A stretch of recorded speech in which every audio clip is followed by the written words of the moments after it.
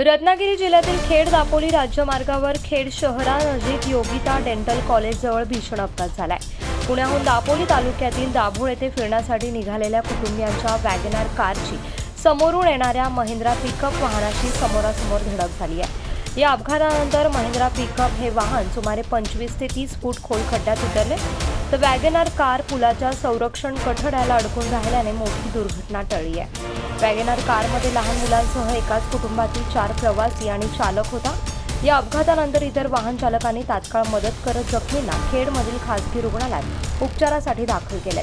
सुदैवाने सर्वजण किरकोळ जखमी असल्याची प्राथमिक माहिती मिळाली आहे।